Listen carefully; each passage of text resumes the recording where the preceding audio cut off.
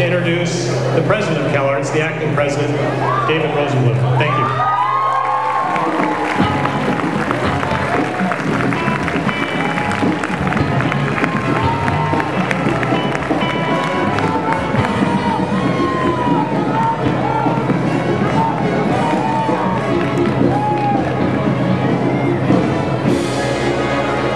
Thank you, Austin. Thank you very much.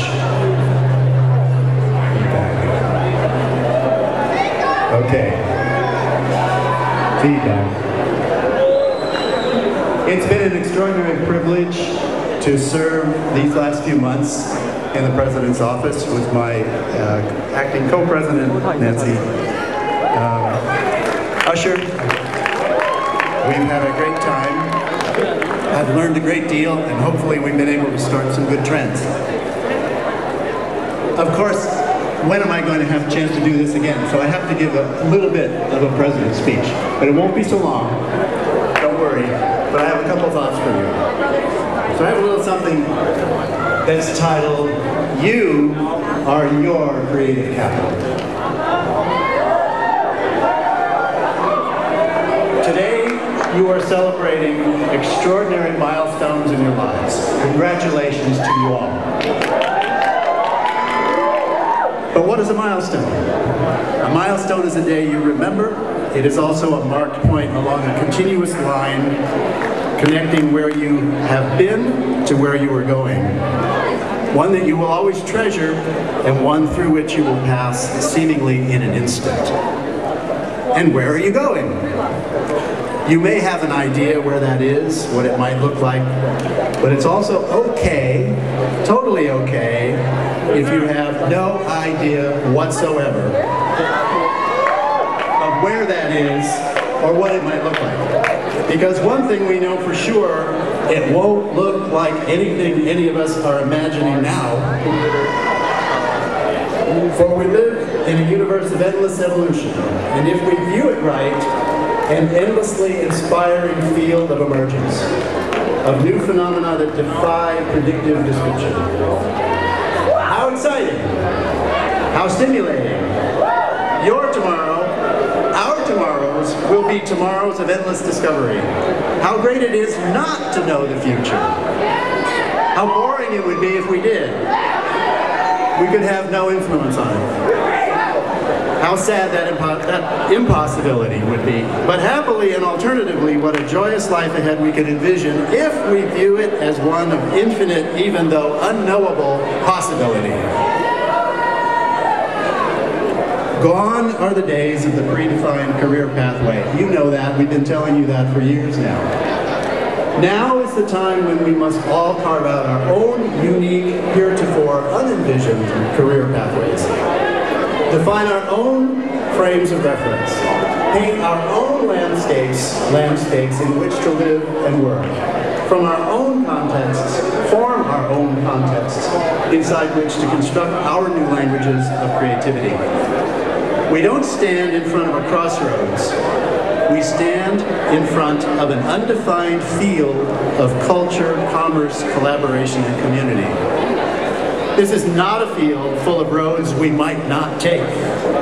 It is a field that will hold new roads we're about to build, that you are about to build.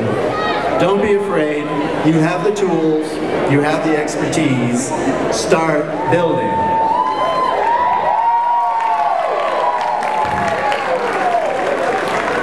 Start building your creative, personal empire of possibility. But what is an empire? An empire could be big or small, depending on the optics through which you are peering. A telescope, a microscope, fuchsia-colored glasses, or even a mirror. There is an empire of possibility around every one of you right now, around every chair on this lawn. As long as someone is sitting in it. Aha! An empty chair is not an empire. It's a void.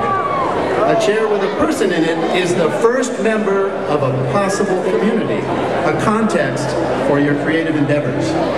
Find your community. There is where you will find the value you seek, the place wherein meaning shines from the products of your work. Know your audience.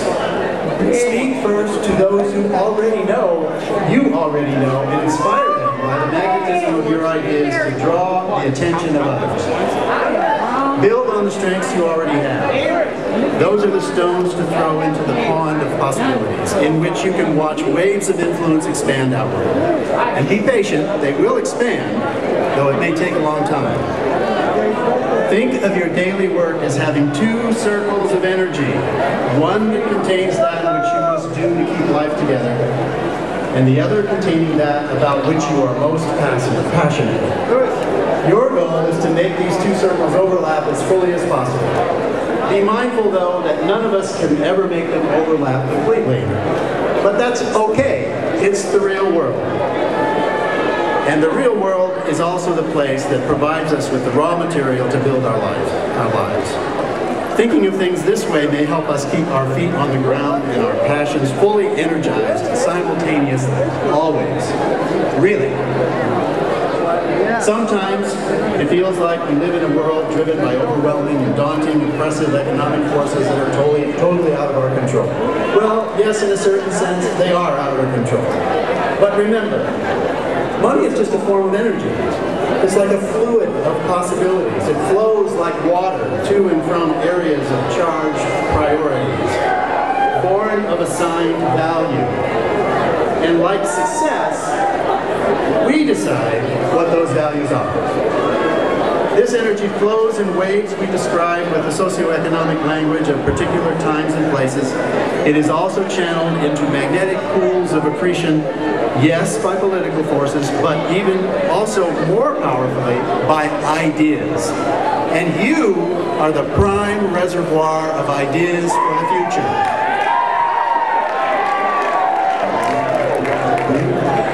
It's critical that you learn to identify and surf those waves of opportunity in this energy flow.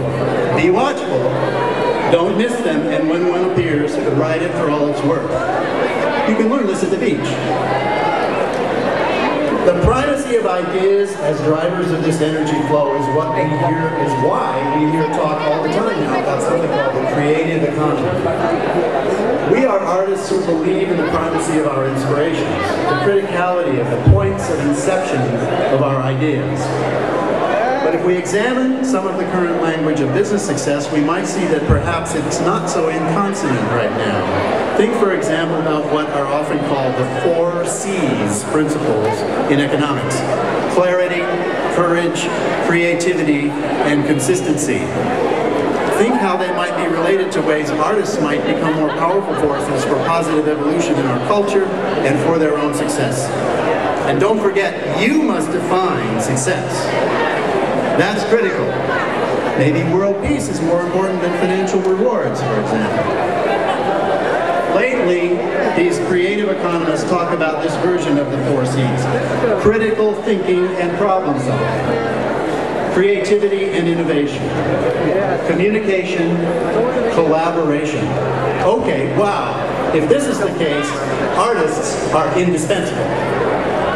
Totally essential in future economies for the following reasons. Clearly, the arts and arts education are one of the best ways to acquire and develop skills related to these creative economy 4 C's.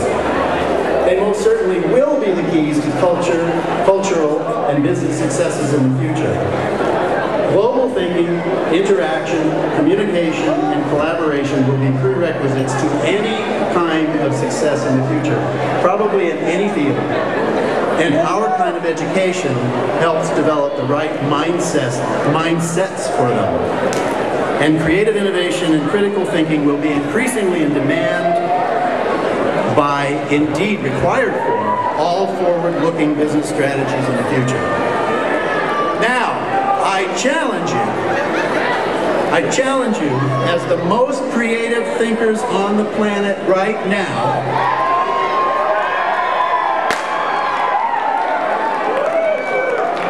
to reimagine even this formulation, to seductively, with cunning, imagination, skill, and maybe even stealth, reconceive the models of sociocultural economic energy flow and channel them towards the realization of your most outward-reaching creative passions in the most positive light, and towards enabling you together, to save this planet and create a better, peaceful, sustainable world that is full of possibilities for artistic enrichment.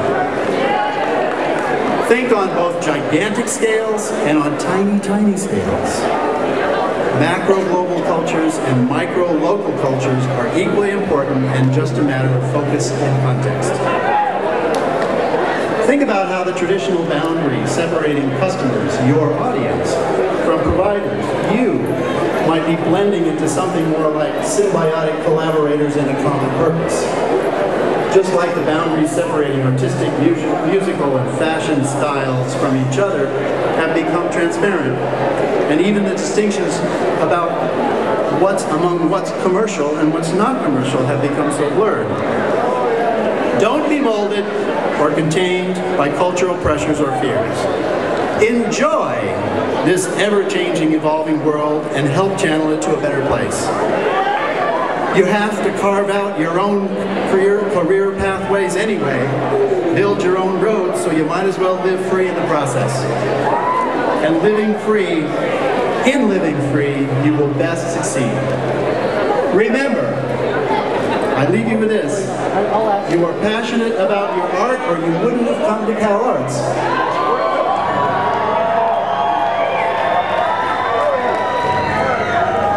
You are tenacious in your path, or you wouldn't have survived CalArts.